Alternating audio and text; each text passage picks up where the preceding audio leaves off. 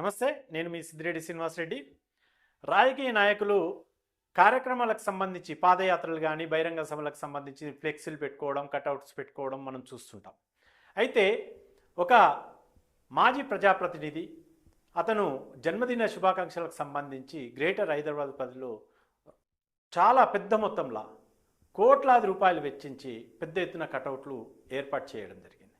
ఆ ఏర్పాట్లు వారికి సంబంధించిన చేసుకుంటే బాగుండేది, కానీ అతను ఏదైతే పార్టీలో ఉన్నాడో అదే పార్టీకి సంబంధించిన జాతీయ నాయకుడు, అంటే ఒక ప్రధానిగా, దేశ ప్రధానిగా తీవ్రవాదానికి బలైపోయిన రాజీవ్ గాంధీ విగ్రహాన్ని మొత్తానికి కప్పేస్తూ ఆయన కటౌట్ పెట్టుకోవడం జరిగింది.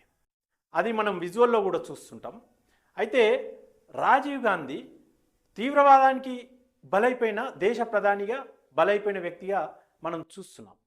అయితే అదే పార్టీకి సంబంధించిన వ్యక్తి ఆయన జన్మదిన శుభాకాంక్షలు తెలుపుకోవడానికి భారీ ఎత్తున కటౌట్లు ఏర్పాటు చేయడం జరిగింది.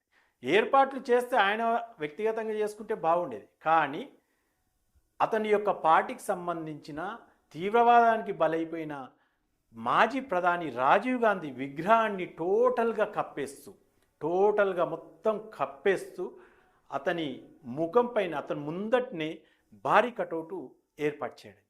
నేనేమంటే, ఇతను పార్టీలు మారుతూ ఎప్పటికప్పుడు పార్టీలు మారుతున్న వ్యక్తి అధికార పార్టీ ఏదైతే అధికార పార్టీ అధికారంలోకి వస్తుంటుందో ఆ పార్టీ వైపు చూస్తూ అధికారం అనుభవిస్తూ ఆ యొక్క పార్టీల నాయకులనే అవమానపరుస్తుంటే, అగౌరవపరుస్తుంటే, మరి ఆ జాతీయ పార్టీకి సంబంధించిన పిసిసి అధ్యక్షుడైతేనేమి, ముఖ్యమంత్రి అయితేనేమి, వాళ్ళు ఎలాంటి చర్యలు తీసుకుంటారో మనం చూడాలి.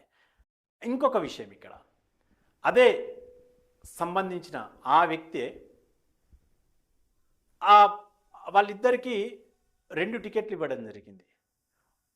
నాన్నకు కొడుక్కి, తండ్రికి కొడుక్కి 2 టికెట్లు ఇవ్వడం జరిగింది. తండ్రి ఓడిపోవడం జరిగింది, ఆయన మాజీ ప్రజాప్రతినిధి. కొడుకు గెలవడం జరిగింది, ఆయన ప్రజెంట్ ప్రజాప్రతినిధి. ఈ విషయం ఎందుకు చెప్తున్నా అంటే, జనరల్గా ఇట్లాంటి విషయాలు వచ్చినప్పుడు కామెంట్స్ వస్తుంటాయి. కామెంట్స్ ఎందుకు వస్తాయి అనేది కూడా నేను ముందే చెప్తున్నాను. గతంలో ఇటువంటి విషయాలు నేను పబ్లిక్లోకి తీసుకొచ్చినప్పుడు ఆ వ్యక్తి గెలిచిన మరుక్షణమే సచివాలయంలో సీఎం సాక్షిగా, ముఖ్యమంత్రి రేవంత్ రెడ్డి గారి సాక్షిగా సచివాలయంలో దాడి చేయడం జరిగింది. ఎందుకు దాడి చేశాడు అనేది కూడా ఒక ప్రశ్న ఉత్పన్నమవుతుండొచ్చు. ఈ రకంగానే డిబేట్లో కానీ, జనరల్గా అనాలిసిస్లో కానీ, ఎన్నికల విశ్లేషణలు వచ్చినప్పుడు వాళ్ళ నాన్న ఇద్దరికి టికెట్లు వచ్చినాయి. వారి నాన్న మొదటి నుంచి కూడా ఓడిపోతాడని చెప్పడం జరిగింది. వాళ్ళ కొడుకు మాత్రం మొదట్లో ఓడిపోతాడని చెప్పడం జరిగింది, మిడిల్లో టైట్ ఇస్తున్నాడని చెప్పడం జరిగింది, చివరిలో కొడుకు గెలుస్తున్నాడని చెప్పడం జరిగింది. దీన్ని బేర్ చేసుకోలేక అతను జర్నలిస్ట్ అయిన నన్ను సెక్రటేరియట్లో ముఖ్యమంత్రి సాక్షిగానే దాడి చేయడం జరిగింది. అది అందరికీ తెలిసిన విషయమే. దానిపైన కేసు పెడితే కూడా కేసు కూడా ఫైల్ చేయాలి. కేసు తీసుకోకుండా కూడా అక్నాలజ్మెంట్ తీసుకోవడం, ఏసీపీ డీసీపీ దగ్గరికి పోతే కేసు తీసుకోవడం, అక్నాలజ్మెంట్ ఇవ్వడానికి కూడా చాలా టైం తీసుకొని అక్నాలజ్మెంట్ ఇవ్వడం జరిగింది. ఈ విషయము దానికి ఏంది లింకు అని అంటుండొచ్చు. నేనేమంటున్నా అంటే, కోట్లాది రూపాయలు వెచ్చిస్తూ ఆ కోట్లాది రూపాయలు టౌన్ ప్లేసెస్లో, వార్డులలో, గ్రామీణ స్థాయిలో, రూరల్ బెల్ట్ అయితే ఒక గ్రామ పంచాయతీలలో ఆ లక్షలాది రూపాయలు వెచ్చిస్తే ఆ గ్రామాలు బాగుపడే అవకాశం ఉంటుంది.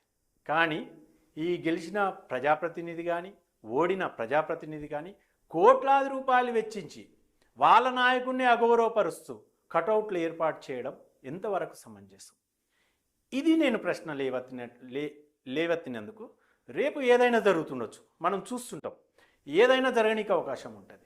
అంటే ఇది ఎందుకు చెప్తున్నా అంటే, ఇది గత 4-5 రోజులుగా ఇది ఈ కటౌట్లు ఏర్పాటు చేయడం జరిగింది. ఆ రాజీవ్ గాంధీ విగ్రహాన్ని కప్పేస్తూ చేయడం జరిగింది. ఇవన్నీ ప్రశ్నలు లేవనెత్తుతున్నందుకు అతను ఒక జర్నలిస్ట్ అని క్వశ్చన్ రానికి అవకాశం ఉంటుంది, ఒక యూట్యూబర్ అని క్వశ్చన్ చేయడానికి అవకాశం ఉంటుంది. నేనేమంటున్నా అంటే ఒక సమస్య కానీ ఒక ప్రశ్నను క్వశ్చన్ చేసినప్పుడు, ప్రశ్నను లేవనెత్తినప్పుడు ఒక యూట్యూబరే కావాల్సిన అవసరం లేదు, ఒక జర్నలిస్టే కావాల్సిన అవసరం లేదు. ఈరోజు చూస్తున్నాం, పత్రికలు కానీ జర్నలిస్టులు కానీ ఎవరి చేతుల్లో ఉంటున్నాయి, పార్టీలలో చేతిలో ఉంటున్నాయి, పార్టీలకు తొత్తులుగా ఉంటున్నాయి, పార్టీలు ఏర్పాటు చేసుకుంటున్నాయి మీడియా సంస్థలను. ఆ మీడియా సంస్థలను ఏర్పాటు చేసుకున్న జర్నలిస్టులు ఆ మీడియాకు అనుకూలంగానే, ఆ పార్టీలకు అనుకూలంగానే పనిచేసే రోజులు వచ్చినాయి. మరి సమస్య ఎవరు లేవనెత్తుతారు, ఎవరు ప్రశ్నిస్తారు? ఆ ప్రశ్నించే గొంతు ఎవరు కావాలి? అది పెద్ద జర్నలిస్టే కావాల్సిన అవసరం లేదు, పెద్ద పత్రికలే కానవసరం లేదు. పెద్ద పత్రికలు పెద్ద జర్నలిస్టులు ఏ రకంగా ఉన్నారో నేను ఇంతకుముందే చెప్పాను. యూట్యూబర్ కానవసరమే లేదు. సామాన్య జనం కూడా ప్రశ్నిస్తుంటేనే ఈరోజు ప్రశ్నించే తత్వం ఉండి ఒక అందరూ కూడా జర్నలిస్టులుగా ఉండే అవకాశం ఉంటుంది. మనం ఈరోజు చూసినాము, ఛత్తీస్గఢ్లో పక్క రాష్ట్రంలో మొన్నటికి మొన్న ఒక అతను క్వశ్చన్ చేసినందుకు, రోడ్లో అవినీతి జరిగిందని క్వశ్చన్ చేసినందుకు అతను శవమై తేలిండు. నేను ఇవన్నీ ఎందుకు చెప్తున్నా అంటే ఈరోజు మీడియా సంస్థలు కానీ, పత్రికా రంగం కానీ, ఎలక్ట్రానిక్ మీడియా రంగం కానీ ఏ వైపున ఉన్నాయి, ఎవరి వైపున ఉన్నాయి, ప్రశ్నించే క్వశ్చన్ చేసే పరిస్థితుల్లో లేవు. కాబట్టి క్వశ్చన్ చేసే వాళ్ళను సెక్రటేరియట్ సాక్షిగా, పోలీస్ స్టేషన్ల సాక్షిగా, పోలీస్ స్టేషన్లో గతంలో ఇదే వ్యక్తులు పోలీస్ స్టేషన్లో ఒక వ్యక్తికి సంబంధించి, అది జనరల్గా అందరికి తెలుసు, పోలీస్ స్టేషన్లో కొడితే ఆ రక్తాన్ని తెల్లారి ఆ రక్తాన్ని శుభ్రం చేశారు. ఇది అంటే ప్రశ్నించే తత్వం ఉన్నవాళ్ళు. నేను ఈ వేదికగా నేను ఒకటి క్వశ్చన్ చేయదలుచుకున్నాను. పార్టీలు మారిన వ్యక్తులు అధికారంలోకి ఏ పార్టీ అయితే వస్తుందో ఆ పార్టీ వైపున చూసే వ్యక్తులు ఆ పార్టీలో చేరి ప్రజాప్రతినిధికి ఎన్నికై ఆ పార్టీకి సంబంధించిన నాయకులనే అగౌరవపరుస్తుంటే,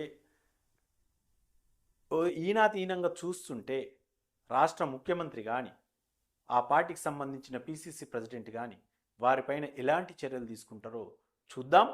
ఇది ప్రశ్నించిన జర్నలిస్ట్ పైన వీరు ఎలాంటి చర్యలు చేపట్టబోతారో కూడా చూద్దాం. నేను ఈ విషయం ఎందుకంటున్నానంటే గతంలో జరిగిన పరిణామాలను దృష్టిలో పెట్టుకొని నేను ఈ విషయం చెప్పడం జరుగుతున్నది. మీకు ఈ వీడియో నచ్చినట్లయితే లైక్ చేయండి, షేర్ చేయండి, సబ్స్క్రైబ్ చేయండి.